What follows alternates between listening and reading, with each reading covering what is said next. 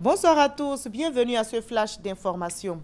Le président de la République, Alassane Ouattara, est à New York, aux États-Unis. Il prendra part demain à la cérémonie de signature officielle de l'accord de Paris sur le climat, adopté en décembre dernier à l'issue de la COP 21. 150 pays sont attendus à cette cérémonie. C'est un premier pas vers la longue route de la ratification. Eh bien, pour entrer en vigueur, l'accord de Paris doit être ratifié par au moins 55 pays, représentant au moins 55% des émissions de gaz à effet de serre dans le monde. À ce jour, 162 pays se sont engagés à signer l'accord de Paris. Ces pays sont donc tous attendus demain à New York. Le 5e forum économique consacré aux entrepreneurs ivoiriens, dénommé CGC Academy, s'est ouvert aujourd'hui. L'objectif de ce forum annuel de la CGC, la Confédération générale des entreprises de Côte d'Ivoire, est de rapprocher les porteurs de projets des financiers. Le thème choisi, tu as un projet, j'ai de l'argent, entreprenons ensemble. L'île Maurice est l'invité d'honneur de ce 5e forum qui enregistre plusieurs hommes d'affaires. On l'a appris aujourd'hui, la Cour suprême a rejeté le pouvoir en cassation de Simone Gbagbo. Le rejet de la Cour ouvre ainsi définitivement la voie au procès de l'ex-première dame ivoirienne pour crime contre l'humanité. Elle va donc être jugée aux assises le 9 mai prochain. Et la loi de programmation militaire 2016-2020, adoptée à l'Assemblée nationale le 5 janvier dernier, est au centre d'un atelier. L'objectif est de permettre aux forces armées une meilleure appropriation pour une mise en œuvre de la dite loi. On en reparle ce soir à 20h. Abidjan abrite depuis hier le 30e congrès des dermatologistes francophones. Ces assises ont pour objectif de contribuer au rayonnement de la dermatologie africaine. Au centre des débats, la dépigmentation et les spécificités de peau noire, ainsi que les maladies de peau dites émergentes. Explication, Serge Collier. Malgré les nombreuses mises en garde des spécialistes de santé et même les mesures d'interdiction des dirigeants, la dépigmentation continue de faire recette en Afrique. Pourtant, de nombreuses complications menacent les personnes qui s'adonnent à cette pratique.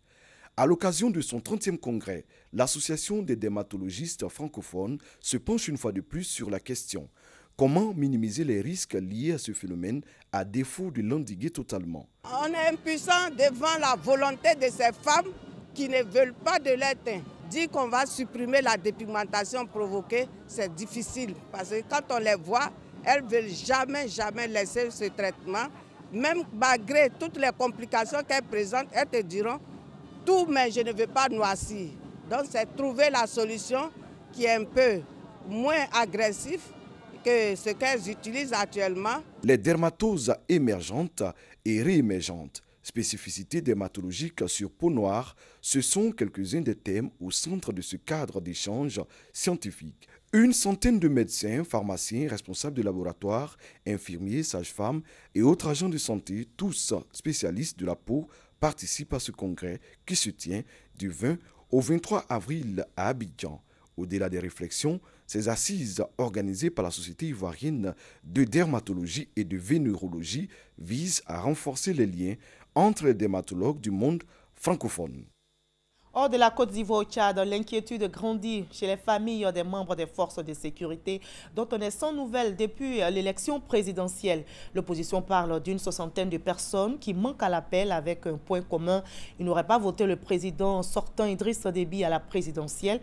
Les familles s'inquiètent, les associations des droits de l'homme interpellent les autorités, mais le gouvernement rassure et indique que ceux dont les noms ont été évoqués sont bien vivants et à leur poste, ce qui est loin de rassurer leurs proches. Et la flamme olympique a été allumée en Grèce aujourd'hui. Elle va filer vers le Brésil où elle va atterrir le 27 avril prochain. La flamme va sillonner pendant 3 semaines 300 villes à travers le pays, c'est-à-dire le Brésil. Et cette mauvaise nouvelle que l'on a appris aujourd'hui, le chanteur américain Prince est mort. Aujourd'hui, même à l'âge de 57 ans, celui qu'on surnommait The Artist était venu à Montréal en mars dernier pour donner 2 spectacles surprises. Prince, né le 7 juin 1958 aux États-Unis, est devenu une star internationale en 1982 grâce à l'album 1999. C'était le plus grand musicien hip-hop de sa génération. Fin de ce flash, rendez-vous à 20h.